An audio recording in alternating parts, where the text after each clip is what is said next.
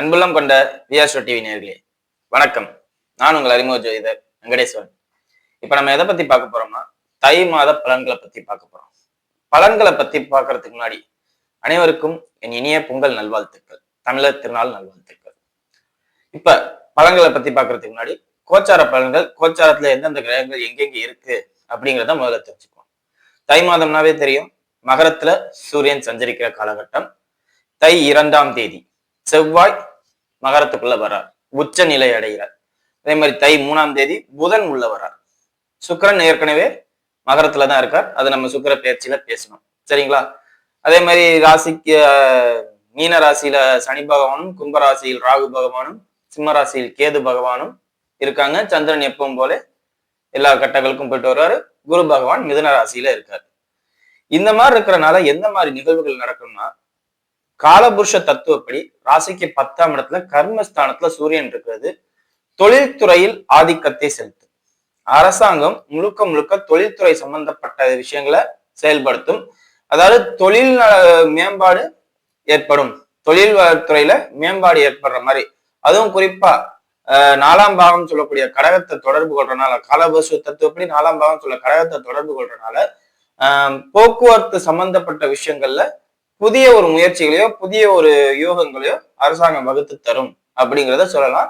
இல்லாட்டி ஒரு டேங்க் ஒன்றும் இல்லை, இப்ப மத்திய அரசாங்கம் ஒரு புதுசா ரயில்வே சம்பந்தப்பட்ட ஸ்கீம் கூட போடலாம், ஏதாவது ஒண்ணு அது ரிலேட்டடா நடக்கும்.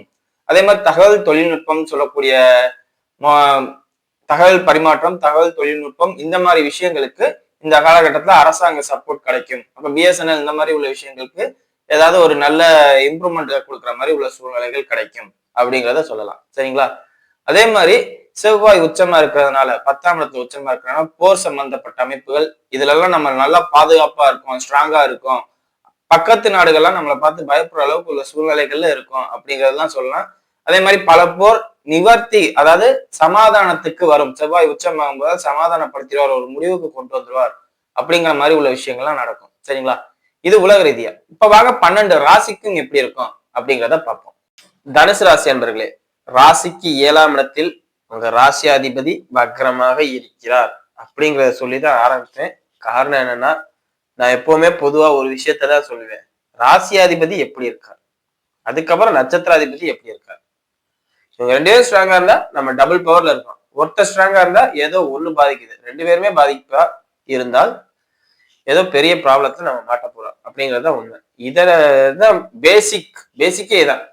ஸோ இதன் அடிப்படையில உங்க ராசியாதிபதி வக்ரமா இருக்காருங்க முதல்ல ஆல்ரெடி நீங்க ஏதோ ஒரு ப்ராப்ளத்துல மாட்டிருப்பீங்க, இல்லாட்டி ஒரு மனசு உடம்பு, மனசு உறவு, இந்த மாதிரி உள்ள விஷயங்கள்ல இருப்பீங்க. உடல் பாதிப்பு மேக்சிமம் இப்ப வயசானவங்களா இருந்தா உடல் பாதிப்பு இருக்கும், அது யதார்த்தம் அப்படின்ட்டு போயிடலாம், சரிங்களா?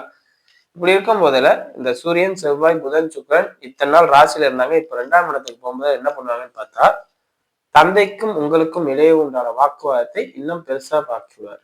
நீங்க பேசுவீங்க, உக்ரமா பேசுவீங்க, மூஞ்சில அடிச்ச மாதிரி பேசுவீங்க, சண்டை போடுவீங்க, இதுதான் நடக்கும். அதாவது செவ்வாய் 2ஆம் இடத்துக்கு வந்தாவே வார்த்தைகள் தவறாக இருக்கும் அப்படிங்கிறதுதான் உண்மை.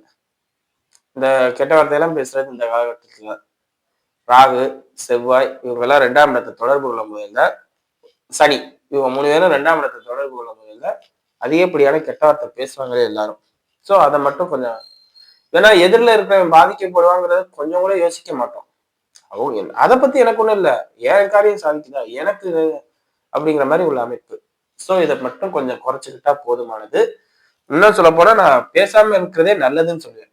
நீங்க பேசாம இருந்தாவே பல வகையில உங்களுக்கு நல்லது அப்படின்னு சொல்லுவேன், சரிங்களா? அதே மாதிரி ஏதாவது ஒரு சிக்கல்ல போய் மாட்டீங்க, குழந்தைகளாலேயோ இல்ல மருத்துவ செலவுகளாலேயோ இல்லாட்டி தந்தையாலேயோ ஏதோ ஒரு லாக், இன்னும் சொல்ல போனா போலீஸ் ஸ்டேஷன், கோர்ட்டு, தலைக்குனிவு, இந்த மாதிரி விஷயங்கள் சமயத்துல எது வேணாலும் அப்படிங்கிற ஒரு அமைப்பு. ஏன்னா 8ஆம் இடத்தை நேரடியா எல்லா கிரகங்களும் தொடர்பு கொள்ளுது. உங்க பசங்க இந்த நேரத்துல உங்க பேச்சை கேட்க மாட்டாங்க, அவங்களுக்கு தோன்ற முடிவுகளை எடுத்து நான் இதைத்தான் செய்ய போறேன், இதைத்தான் செய்வேன், உங்களுக்கு ஆர்டர் போடுவாங்க. ஏன் அவங்க ஆர்டர் போடுற அளவுக்கு வராங்க? 5ஆம் அதிபதி உச்சமாயிருச்சு, சூரியனோட சேர்ந்துருச்சு, அப்ப அவங்க சொல்றதுதான் நீங்க கேட்கணும். ராசியாதிபதி உங்களுக்கு வக்ரம், உங்களால எதுவும் பண்ண முடியாது. அவங்க சொல்றதை நீங்க கேட்டு சரின்னு மண்டை ஆட்டுவீங்க. வேற வழி தெரியாது. அந்த அளவுக்கு ஒரு இக்கட்டான நிலையில மாட்டிக்குவீங்க. இல்லாட்டி நான் அதை எதிர்த்து பண்றேன், அப்படி பண்றேன், இப்படி பண்றேன்னா அது உங்களுக்கே தலைகுனிவா மாறிடும். சோ இது எப்படி நீங்க ஃபேஸ் பண்ணுவீங்கிற ஒவ்வொருத்தவங்க வாழ்க்கையிலும் ஒவ்வொரு மாதிரி நடக்கும். தலைகுனிவா இருக்கும், இல்லாட்டி மருத்துவ செலவா இருக்கும், இல்லாட்டி போலீஸ் ஸ்டேஷன் கோர்ட்டுக்கு போற மாதிரி இருக்கும். அவங்க ஏதாவது ஒண்ணும் இல்ல, உங்க பையன் யாரையோ போய் அடிச்சுட்டு வந்துட்டாரு, எங்கேயோ போலீஸ் ஸ்டேஷன்ல உள்ள வச்சிட்டாங்க. நீங்க தானே போய் நிப்பீங்க? ரொம்ப சிம்பிள்ங்க. நிறைய விஷயங்கள் இப்ப டிவில பாக்குறோம். அந்த மாதிரி உள்ள ஏதோ ஒண்ணு மாட்டிக்கிட்டாரு. அப்ப நீங்க அதுக்காண்டி போலீஸ் ஸ்டேஷன் போற அமைப்பு. சோ ரொம்ப நிதானமா இருங்க.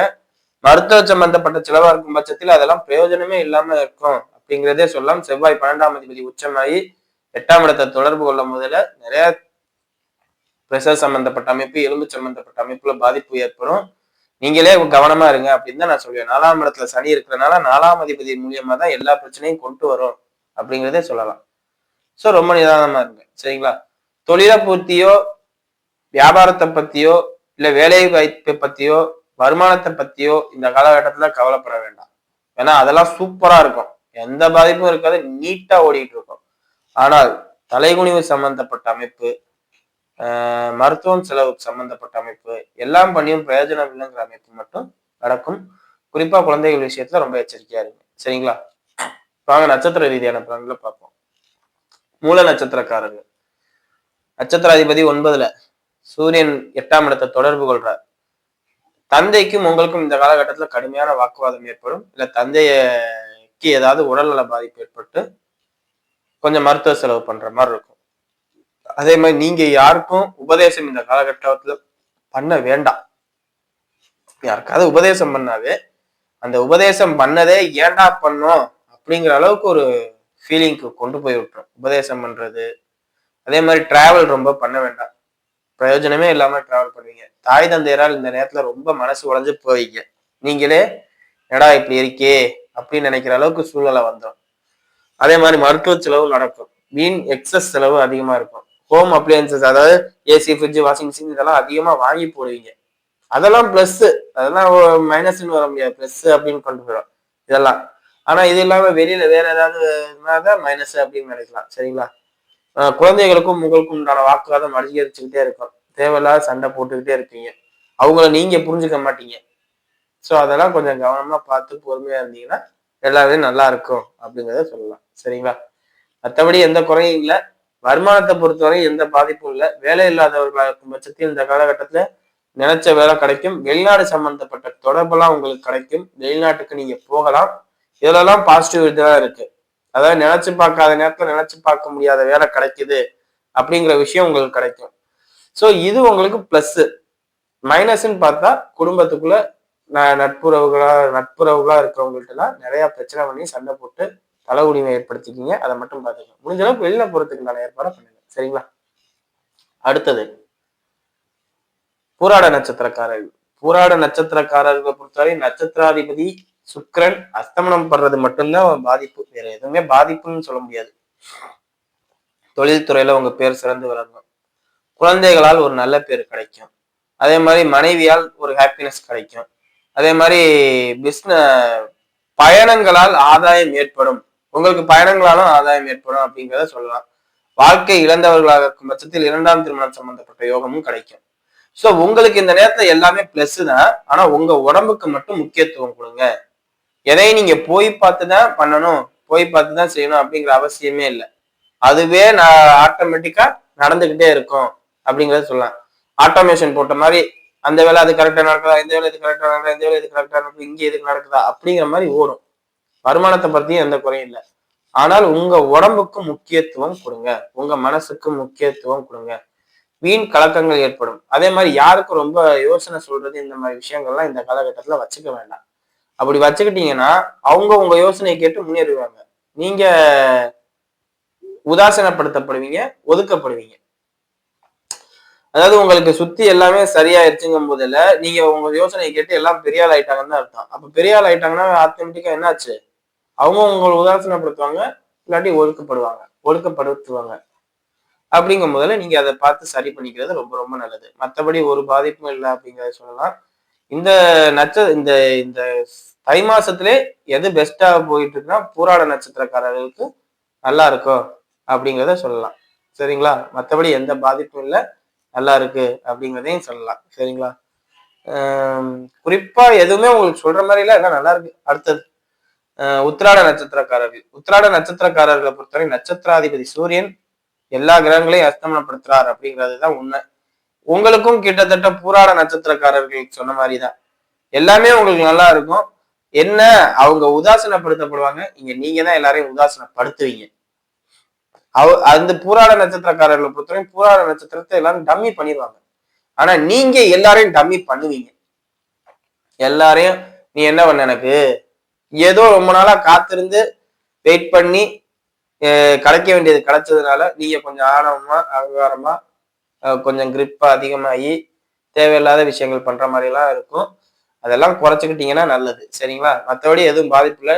டிரான்ஸ்பர் சம்பந்தப்பட்ட அமைப்புகள், ப்ரொமோஷன் சம்பந்தப்பட்ட அமைப்புகள் இந்த காலகட்டத்தில் உங்களுக்கு கிடைக்கும். அதே மாதிரி சேலரி இன்க்ரிமெண்ட், வேலை பார்க்குற இடத்துல சேலரி இன்க்ரிமெண்ட் கிடைக்கிறது நடக்கும்.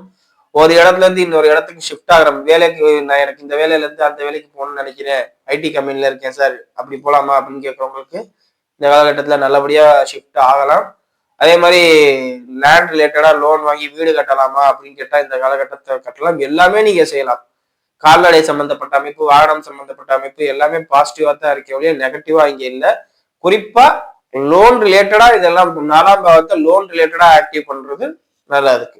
காரணம் என்னன்னா 4ஆம் இடத்தில் சனி இருக்கிறதுனால கடன், வீடு கடன் வாங்கி வீடு கட்டுறேன், கடன் வாங்கி கார் வாங்குறேன், கடன் வாங்கி பசுமாடு வாங்குறேன், இதை வச்சு நான் லாபம் பார்க்கணும்னு நினைக்கிறேன் அப்படின்னு நினைக்கிறவங்களுக்கு எல்லாம் நல்லா இருக்கும். அதே மாதிரி வெளிநாடு சம்பந்தப்பட்ட அமைப்புமே கடன் வாங்கி போறேன் அப்படின்னு சொல்றவங்களுக்கு வாய்ப்புகள் அதிகமா இருக்கும். நல்லபடியா உங்களுக்கு வாழ்க்கை முன்னேறும் அப்படிங்கிறதே சொல்லலாம். சரிங்களா? மற்றபடி எந்த பாதிப்பும் இல்லை, உங்களுக்கு சூப்பரா இருக்கு. நீங்க யாரையும் டம்மி பண்ணிடாதீங்க அப்படிங்கிறத நான் சொல்லுவேன். சரிங்களா? வீடியோ இப்பதான் ஃபர்ஸ்ட் டைம் பாக்குறதா லைக்ஸ் பண்ணுங்க, ஷேர் பண்ணுங்க, கமெண்ட் பண்ணுங்க. சேனலை மறக்காம சப்ஸ்கிரைப் பண்ணுங்க. வேற எதுவும் ஜோதிட ஆலோசனைக்கு கீழே உள்ள நம்பருக்கு கால் பண்ணுங்க. நன்றி.